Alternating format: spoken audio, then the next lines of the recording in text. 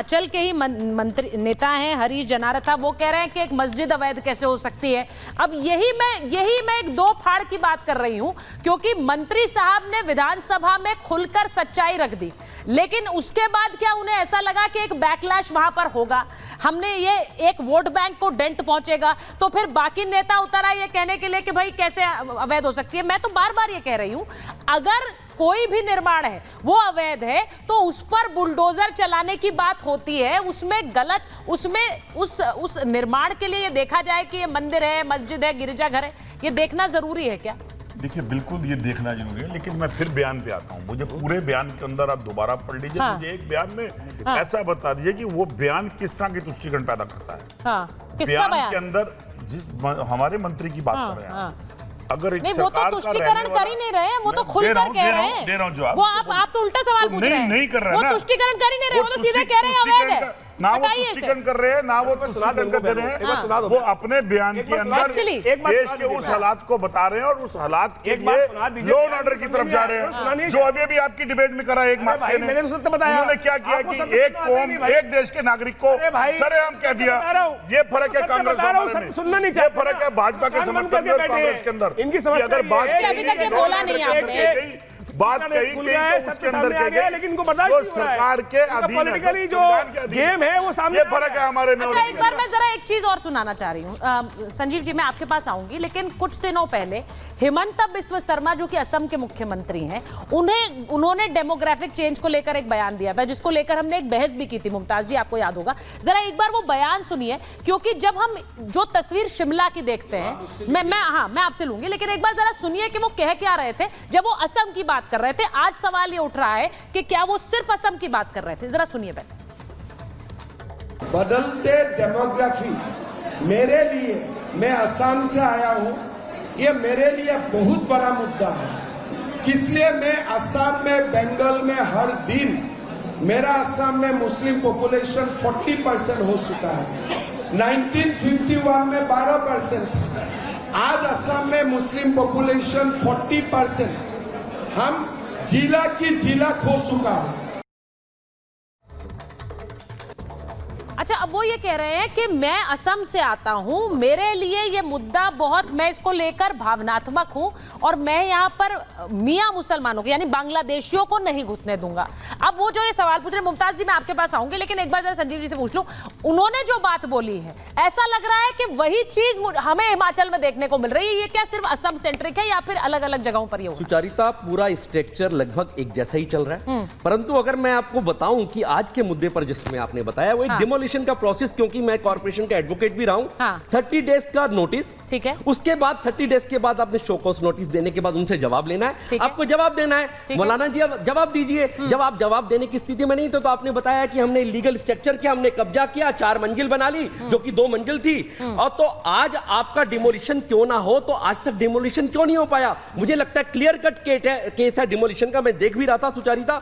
और जहां तक रहा वक्फ प्रॉपर्टीज, उसका एक लाइव एग्जांपल, जीता जाता है एग्जांपल है कि कहीं पर भी कब्जा कर लेना, उंगली दिखाकर अपनी प्रॉपर्टी बना लेना, तो ये एक बहुत बड़ा प्रश्न चिन्ह है जिसको ठीक करने की जरूरत है, जिसको लॉ में, कॉन्स्टिट्यूशन में लाने की जरूरत है। और चौथी बात कि जब तक ये हिंदू मुसलमान से ऊपर निकलकर नहीं आएंगे, एक और बात मैं सिर्फ कहना चाहता हूं पॉलिटिकल पार्टी के लिए, आचार्य विक्रमादित्य जी ने एक अपना बयान दिया, ठीक है, वो उनके पॉइंट ऑफ व्यू से हो सकता है, परंतु आप देखिए रिएक्शन मेरे दोनों मुस्लिम भाइयों ने नहीं दिया, हिंदू ने भी करा, गलत बात इन्होंने दिया, कांग्रेस ने करा, कोई मुस्लिम ने नहीं करा, कांग्रेस ने रिएक्शन दिया।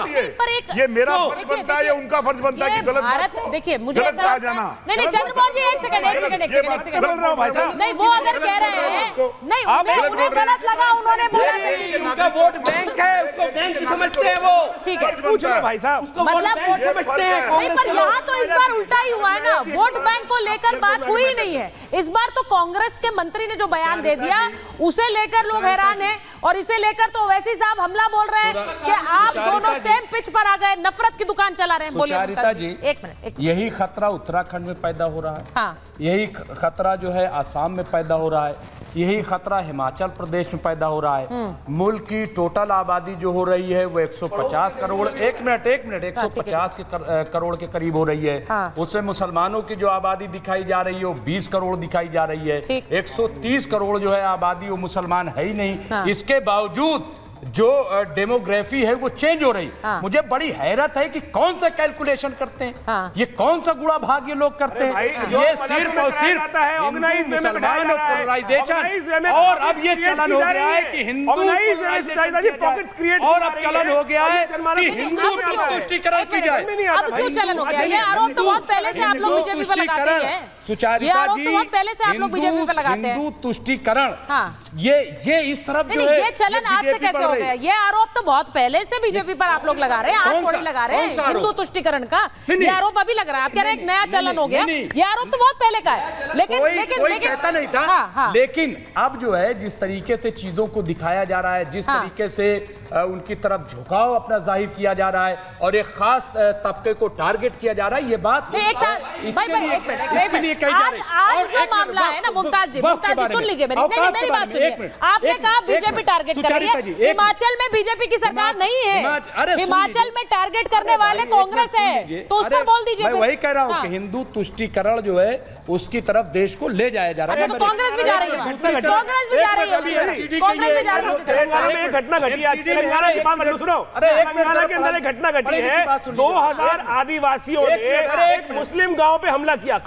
वहां पर शेख मुकद्दम नाम का आदमी था, जिसने वहां एक आदिवासी बलात्कार उसकी हत्या करने का प्रयास किया, और जब ये बात सामने आई तो वहां सरकार ने मेरे पास समय नहीं है, मुझे लास्ट वर्ड एक गुरुप्रकाश जी से लेना है।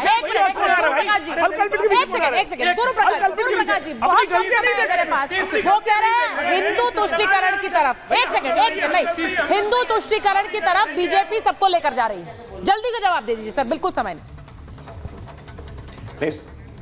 सुचारिता मैं तो पूछना चाहता हूँ, एपीजे अब्दुल कलाम कौन थे? दानिश अंसारी कौन है? नजमा हेपतुल्ला कौन है? शहनवाज हुसैन कौन है? सबको साइडलाइन कर दिया गया। कौन है? कोई मंत्री नहीं, 72। अरे भाई उस्ताद बिस्मिल्लाह खान को 72 मंत्री बनाए आपने, एक भी मुस्लिम। एक मिनट बोलने दीजिए ना मुमताज जी, ऐसे नहीं होता है। ऑडियो लीजिए, गुरुप्रकाश जी का लीजिए। मैं मेरे पास 10 सेकंड है बस बोलने के। गुरुप्रकाश जी बोलिए। उस्ताद नहीं, देखिए ऐसा है सुचारिता, ये लोग ये एपीजे अब्दुल कलाम को मुसलमान नहीं मानेंगे, उस्ताद बिस्मिल्लाह खान को मुसलमान नहीं मानेंगे, दानिश अंसारी को मुसलमान नहीं मानेंगे, गुलाम अली खटाना को मुसलमान नहीं मानेंगे, मुसलमान समाज की महिलाओं को मुसलमान नहीं मानेंगे, मुझे लगता है मुसलमान समाज के गरीब, यहाँ पर हिंदू मुसलमान, अगर उनकी रहनुमाई मुझे लगता है हर मुद्दे को हिंदू मुसलमान बनाया जाता है। अवैध निर्माण की बात हो रही है, अवैध निर्माण में ना हिंदू है, ना मुसलमान है, ना गिरजाघर है, ना मंदिर है, ना मस्जिद है। इस बात को देश को समझने की जरूरत है। मेरे पास समय इतना ही था। बहुत बहुत धन्यवाद, बहुत बहुत धन्यवाद।